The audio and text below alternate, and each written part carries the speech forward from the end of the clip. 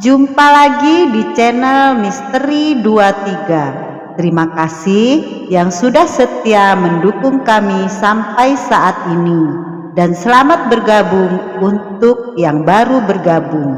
Jangan lupa selalu dukung kita dengan subscribe, like, komen, dan share, serta bunyikan notifikasi loncengnya agar sahabat semua mengetahui video kita yang baru. Semoga kita selalu sehat, dimurahkan rezekinya, dan dijauhkan dari segala mara bahaya. Pelaku pesugihan yang bunuh diri karena dihantui tumbalnya. Malam Senin Purnama adalah malam yang ditunggu-tunggu Andri. Di malam berkabut itu, dia duduk bersila di bawah pohon beringin yang biasa dia datangi. Tubuhnya sudah serba bersih, sudah mandi, dan telah memakai wewangian khusus. Begitu serius dia menundukkan merapal mantra, memberi, menunggu sesuatu yang biasanya akan membuatnya girang bukan main.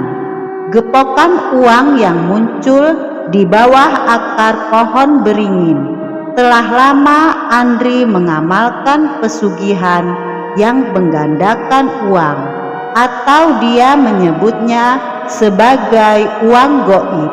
Ritualnya tidak mudah, tidak membutuhkan sesajian yang begitu rumit. Andri hanya perlu menyiapkan ayam hitam atau ayam cemani, dan tentu saja syarat yang amat sulit, yakni masalah tumbal.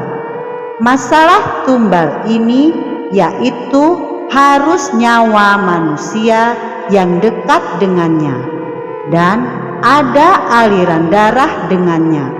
Biasanya orang-orang terdekat Andri akan tewas secara misterius setiap 1 tahun sekali.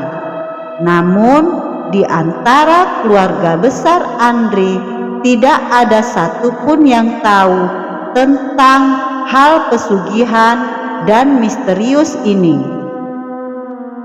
Kau tak akan membunuh siapapun, hanya biarkan demit itu mencari tumbalnya sendiri, tumbal dari saudara sedarahmu.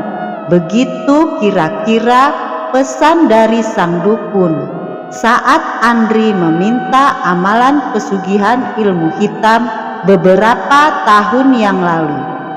Jika setiap malam Senin Purnama muncul, tiba-tiba Andri akan mengadakan syukuran di rumahnya. Katanya itu untuk membersihkan pengaruh jahat dalam uang goib yang dia dapat.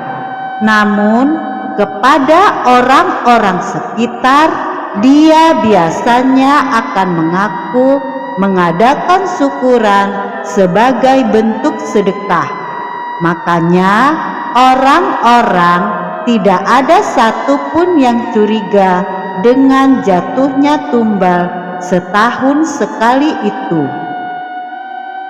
Beberapa hari usai mengadakan syukuran, Andri mengalami banyak hal aneh. Dia tidak biasa, tidak seperti bulan-bulan sebelumnya. Biasanya tak akan ada yang terjadi setelah malam Senin Purnama. Pertama, dia tiba-tiba selalu mencium bau bangkai di sekitar rumahnya. Setelah dicari-cari, tak ditemukan bangkai apapun. Bahkan bangkai seekor cicak pun tak ditemukannya. Kedua ini yang lebih membuat merinding.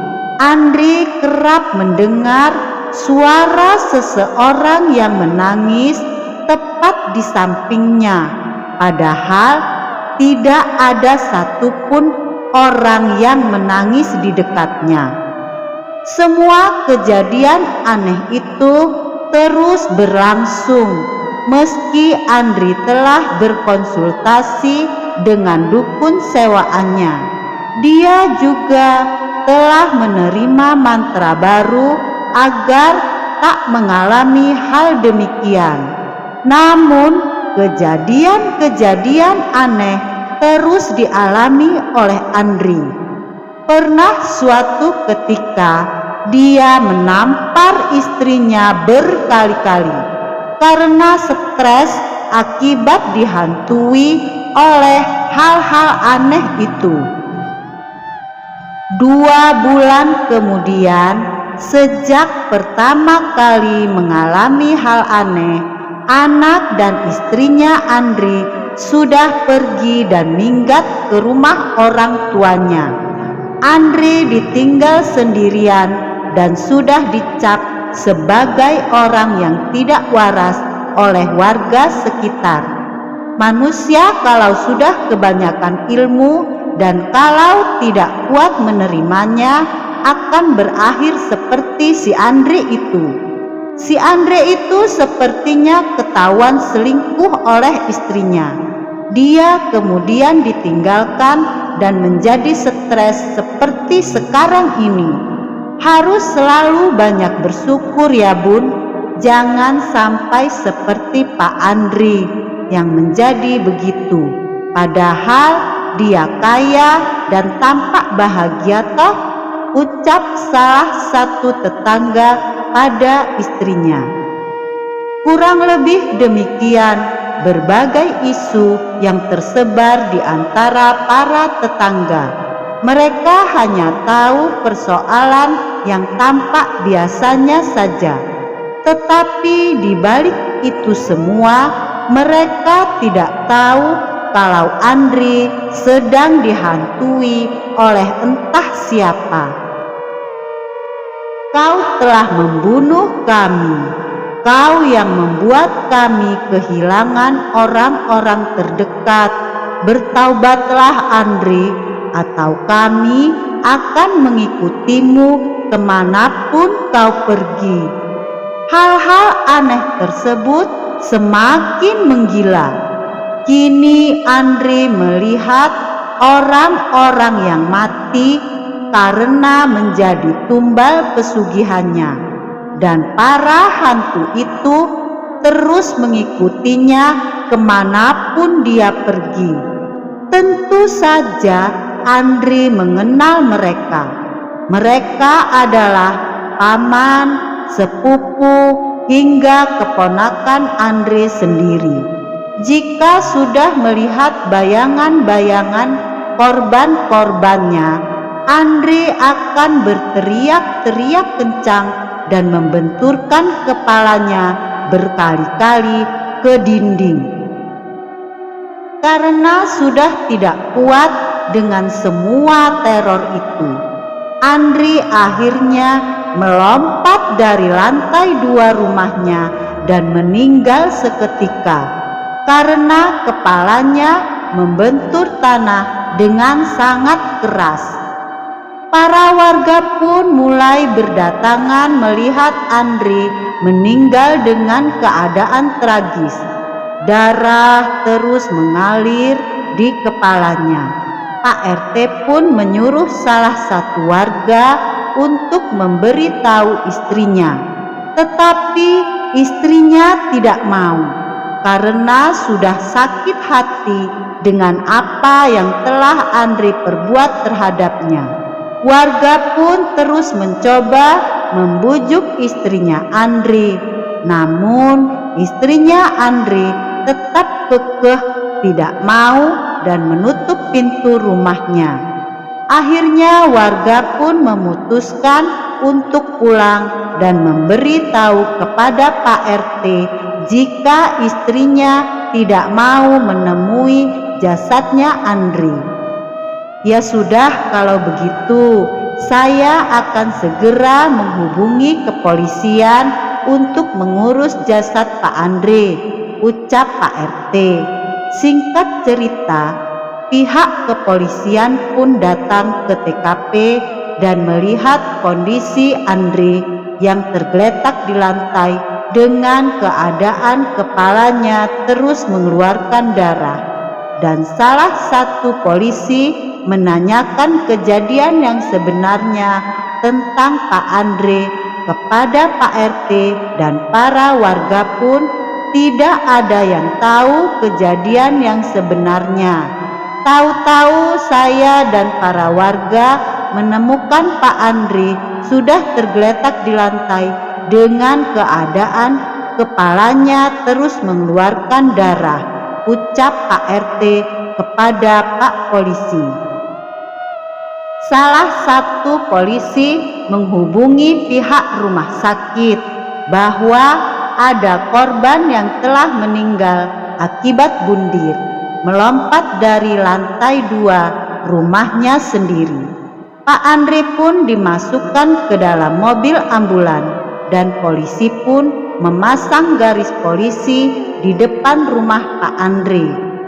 1 minggu setelah Pak Andre dimakamkan, istrinya Pak Andre selalu dimimpikan jika Pak Andre merasa kesakitan dan tidak tenang. Tolong Bu, tolong Bapak. Istrinya Pak Andre pun merasa lelah karena selalu terus-menerus dihantui arwah suaminya, hingga akhirnya dia meminta pertolongan kepada Pak Kiai supaya suaminya bisa tenang dan tidak gentayangan lagi. Pak Kiai pun memberitahu kalau Pak Andre telah banyak melakukan pesugihan untuk menggandakan uang goib, sehingga dia selalu diteror para arwah yang telah dia jadikan tumbal. Istrinya Pak Andre pun kaget dan tidak percaya dengan apa yang dibilang oleh Pak Kiai. Jadi selama ini suami saya melakukan pesugihan uang goib dan menumbalkan nyawa saudaranya. Selama ini saya tidak tahu jika suami saya melakukan hal semacam itu. Lalu apa yang harus saya lakukan Pak Kiai supaya suami saya tidak gentayangan lagi dan bisa tenang? Kamu harus melakukan ritual pembacaan doa-doa Al-Quran selama 40 hari tanpa henti. Dan jika kamu gagal, maka kamu harus mengulangnya dari awal lagi. Akhirnya istrinya Pak Andre pun mulai melakukan pembacaan doa-doa dalam kamar sendirian, dimulai dari jam 7 malam hingga pukul 12 dini hari. Singkat cerita, sudah 40 hari berlalu. Akhirnya istrinya Pak Andre tidak dimimpikan lagi oleh suaminya. Dia merasa lega.